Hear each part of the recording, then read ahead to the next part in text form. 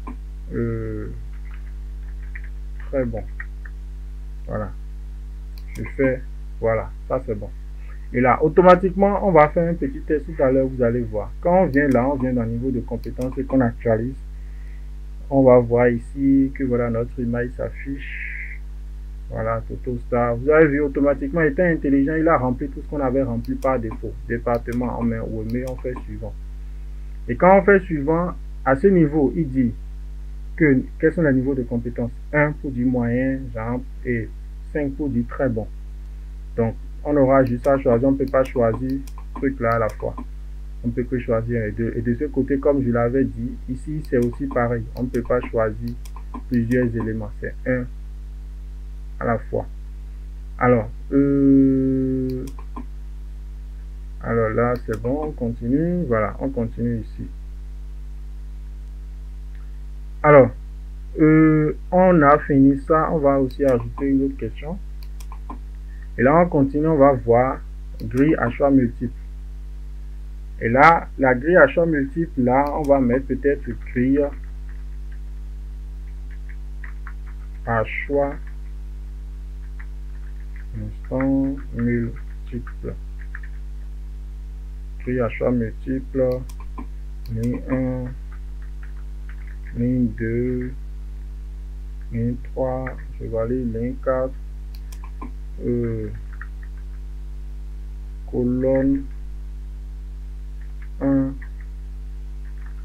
colonne 2, colonne 3, colonne 4. Supposons je m'arrête là. Et je mets aussi que c'est obligatoire. À ce niveau, quand je viens aussi là, c'est que là, je peux délimiter une seule réponse par colonne, ou bien je peux dire trier les lignes en mode aléatoire. Là, si par exemple je mets limiter les réponses une seule, quand je coche ça, c'est que automatiquement, quand on va venir au niveau du rendu ici et qu'on va actualiser, vous allez voir ce que ça va nous donner. Là, il est revenu sur le formulaire au départ. Je descends, voilà. Quand je vais faire comme ceci, il dit vous devez indiquer une réponse par ligne pour cette question. Ça veut dire que pour cette question, on a soit ceci va faire. Ensuite, même chose. Là, il dit vous veuillez ne pas sélectionner une réponse par colonne. Voilà. De l'autre côté, on a à dire qu'on ne peut pas avoir une seule réponse par colonne. Donc, ça veut dire qu'on doit forcément avoir un truc du genre. Si je venais ici et que je désactivais cette option-là, déjà, le système fonctionne de telle sorte qu'on doit avoir au moins une réponse par ligne. Maintenant, en cochant ce qu'on a coché tout à l'heure, c'est qu'en plus d'avoir une réponse par ligne, on doit avoir une réponse par truc là. Ce qui fait que quand c'est comme ça, on est obligé de décaler ceci vers là. De telle sorte que, en fait, ça dépend de l'objectif final que vous voulez atteindre. Alors, on continue. Et cette fois-ci, on va au niveau des grilles cases à cocher. C'est aussi des grilles, mais juste qu'on fait plusieurs. On met ligne 1, ligne 2, ligne 3, ligne 4, option 1, option 2, colonne, voilà. Voilà, supposons on laisse ça comme ça. Et je viens ici, on dit limiter à une réponse par colonne. C'est le même système que de l'autre côté. J'actualise pour que vous puissiez voir. Un instant, on va remonter ici pour enlever peut-être cette image-là. Voilà.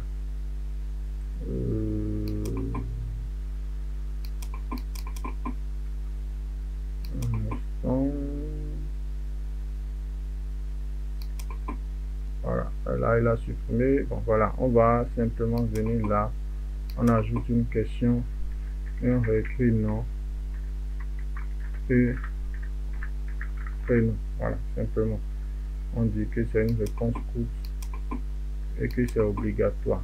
Voilà. Alors on revient là, on actualise et en actualisant on a ceci. Voilà, nom et prénom c'est vide.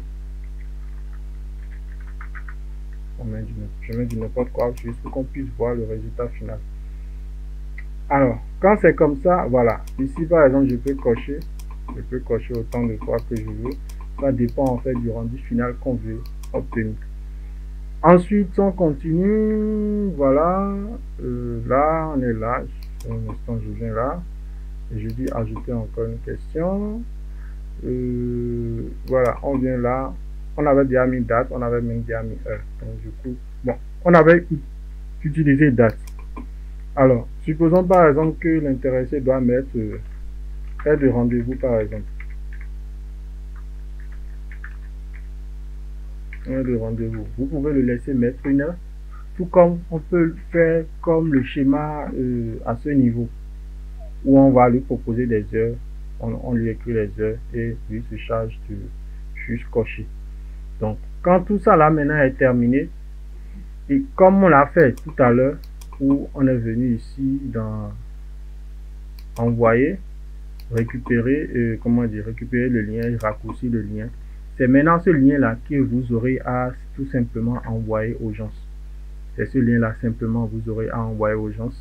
Et pour voir cela après, le principe il est très simple. Il suffira, si après vous voulez modifier votre formulaire, il suffira juste d'aller dans drive.google.com. Toujours sur le navigateur, vous avez créé le formulaire. Et à ce niveau, vous aurez en fait à chercher le nom de votre formulaire. Ici, on avait mis formulaire d'inscription. Ici, c'était formulaire, voilà, le nom qu'on avait mis ici, c'était formulaire d'inscription. Donc, quand je viens là, automatiquement, parmi les derniers trucs qui ont été créés, c'est là, formulaire d'inscription. Vous voyez, généralement, c'est là. Maintenant, généralement, à chaque fois quand vous créez un Google Form, c'est que vous avez le dossier qui est créé pour recevoir les réponses. Donc, si vous commencez à recevoir les réponses, c'est ici. C'est dans le dossier là, vous allez rentrer. Vous avez vu, comme on a défini photo, il a créé encore un dossier photo. Vous voyez un peu. Maintenant, il suffira juste simplement, supposons par exemple que vous ne voulez pas voir ça, on retourne dans Google Form. Et là, vous pouvez, il suffira juste de double-cliquer sur ça pour revoir, pour réaccéder encore à ce formulaire là. Et quand vous accédez cette fois-ci là, vous allez commencer à voir maintenant les réponses. On va faire un petit test. On va continuer. Non, est-ce que c'est là? Non, c'est pas là. Voilà. On était ici. Voilà. On va mettre, on va enlever la photo parce que je voudrais pas qu'on perde du temps là-dessus. Voilà. Déjà qu'on l'a vu comment ça marche. Supposons je viens là. Je supprime. Bon, supposons je mets ça en, je laisse ça. Je dis qu'il va prendre uniquement les images. Voilà.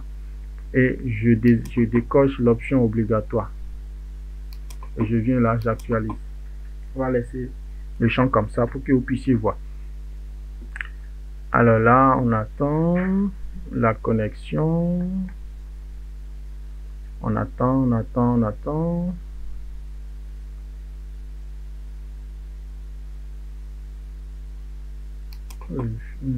Voilà. Voilà, ça peut tout ici. Bien, c'est ma connexion qui a un souci apparemment. Voilà, ça vient. Voilà, c'est là. Alors, quand ça s'est affiché, on a tout ce, on avait déjà rempli tout ceci. On fait suivant. Et là, on fait suivant, on attend. On dirait que la connexion a commencé à faire sa tête. On attend, voilà, ça vient. Profil personnel, ici, nous aurons besoin de votre photo. Non, de connaître votre profil, voilà. Supposons, je mets doctoral. On va mettre n'importe quoi. Domaine d'intervention informatique et agriculture. Bon, ici, vu que c'est pas important pour la photo, on laisse. Niveau de compétence, très bon. Ça, on laisse ça comme ça. Ça aussi, on laisse ça comme ça. Voilà. Et là, supposons, je mets 10h00. Voilà. Et je fais envoyer. Il dit formulaire d'inscription, votre réponse a bien été enregistrée. Maintenant, à ce niveau, on peut venir ici. Non, c'est pas là. Déjà, vous avez vu, quand j'ai fait l'inscription, déjà, on a réponse qui est passée à 1. Ça veut dire qu'on a une réponse qui est enregistrée. Et là, il nous affiche les informations en fonction de ce qu'on a demandé avec même des des graphiques, tout.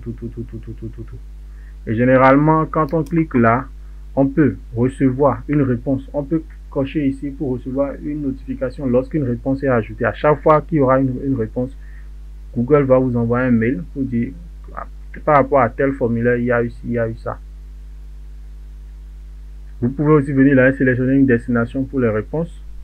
Vous pouvez venir ici télécharger le fichier, les réponses en format CSV, genre un format sous Excel, imprimer vos réponses ou supprimer toutes les réponses. Et dans ce cas, moi, je vais juste simplement, il va me dire si je veux réellement supprimer que cette action est irréversible, je fais OK. Et là, il me vide tous les champs. Très simplement. Alors, nous voici à la fin de cette formation. Si vous avez aimé, n'oubliez pas, vous pouvez vous abonner à notre chaîne pour ne plus rater les prochains contenus qui seront aussi intéressants les uns que les autres. À tout de suite. Merci. Ciao, ciao.